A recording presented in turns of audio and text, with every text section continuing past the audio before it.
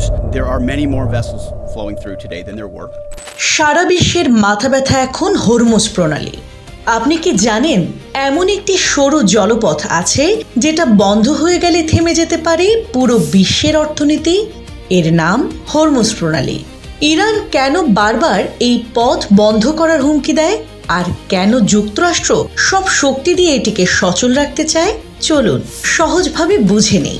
মানচিত্রে দেখুন, মধ্যপ্রাচ্যের বুক চিরে বয়ে গেছে এই সরু জলপথ।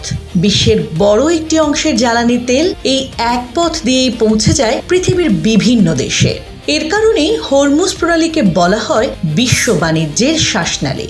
এই পথ বন্ধ মানে শুধু তেলের জাহাজ থেমে যাওয়া নয়, থেমে যেতে পারে পুরো বিশ্ব অর্থনীতি। ভাবুন তো, আপনার আশেপাশের পেট্রোল পাম্পে লম্বা লাইন কেন পড়ে? কারণ জ্বালানি সরবরাহে সামান্য সমস্যা হলেই আমাদের জীবন থমকে যায়। কিন্তু ব্যাপারটা শুধু তেলেই সীমাবদ্ধ না। আপনার হাতে থাকা স্মার্টফোন, টিভি কিংবা অন্যান্য প্রযুক্তি পণ্য সবকিছুর সাথেও জড়িয়ে আছে এই প্রণালী। ধরুন জাপান, দক্ষিণ কোরিয়া বা তাইওয়ান, এই দেশগুলো সরাসরি হরমুজ দিয়ে পণ্য আনে না, তবুও তারা নির্ভর করে মধ্যপ্রাচ্যের তেলের উপর। তেল না থাকলে কারখানা বন্ধ, উৎপাদন কমে যাবে, আর তার প্রভাব পড়বে আপনার জীবনে।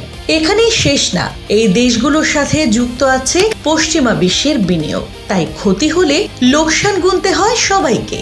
এই কারণেই ইরান প্রায় হুমকি দেয় এই পথ বন্ধ করে দেওয়ার, আর যুক্তরাষ্ট্র সব ধরনের সামরিক শক্তি দিয়ে এটিকে খোলা রাখতে চায়। এখানে প্রভাব বিস্তারে সক্রিয় ভারত, চীন, রাশিয়া। আর ছোট দেশগুলো, তারা নির্ভর করে বড় শক্তিগুলোর সিদ্ধান্তের উপর। তাই বুঝতেই পারছেন, হরমুজ প্রণালী শুধু একটি জলপথ নয়, এটা এমন এক জায়গা যেখানে আটকে আছে পুরো বিশ্বের শ্বাস। যদি এই পথ একদিন সত্যি বন্ধ হয়ে যায়, তাহলে আপনার জীবনে কি পরিবর্তন আসবে বলে মনে করেন? কমেন্টে জানাতে ভুলবেন না।